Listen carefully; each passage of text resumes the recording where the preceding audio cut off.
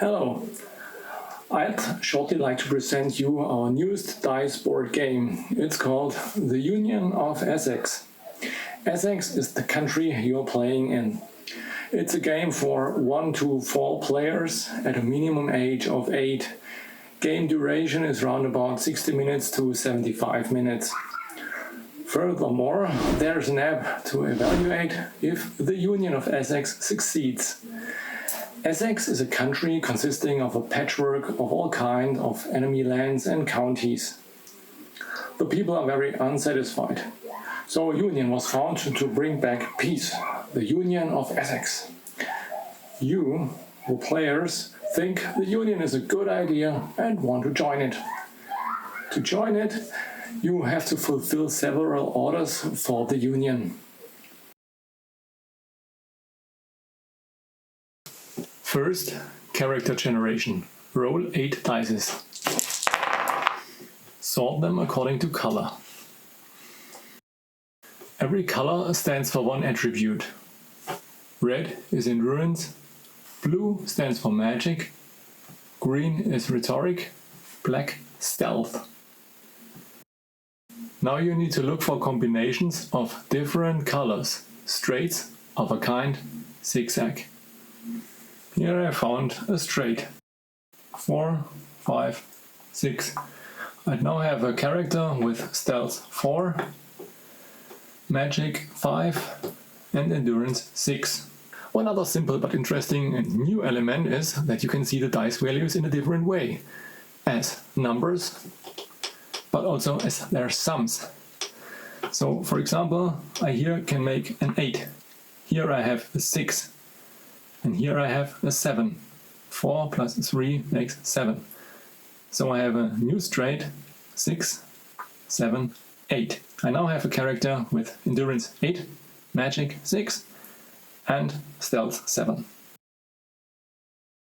What character have I just created? To find out which characters are available for you, rearrange the dice according to their color in rows of 2, like that. Starting with the lowest value, ending with the highest value. We start with 1, ending with 6. For blue-red we got the battle mage. For green-black we got the merchant woman. For black-blue we got the necromancer.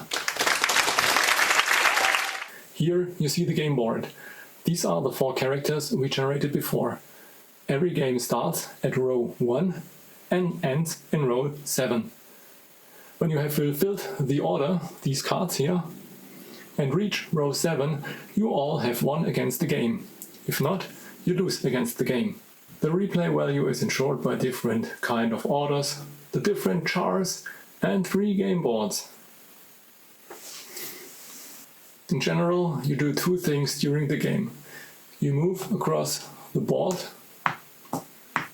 to collect influence, represented by those grey chips. And you draw on the way cards. When you move and arrive at such places here, you can fulfill orders.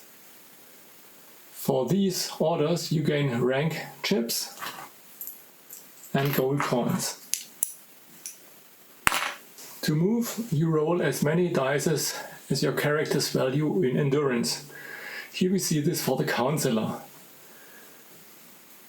He has endurance 6, so we roll 6 dice. He has a straight 1, 3, 5. You now compare these numbers with the numbers on the board. If there's a match, you gain a certain amount of influence chips. We have 1, 3, 5. Here is 1, 3, 5. We get 2 influence chips. You don't need to roll exactly the given numbers, only the right pattern. Second, let us see how to fulfill an order. For that you need to gain successes. When you fulfill an order card, you gain 1 rank and 2 gold. If you'd like to have 2 additional gold coins, you need 1 success.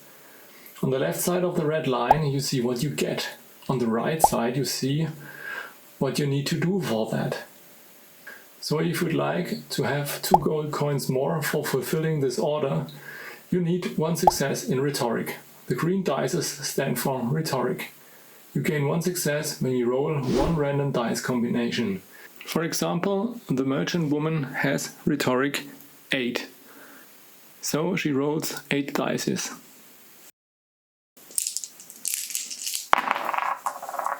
It's easy to get 3 of a kind of 3.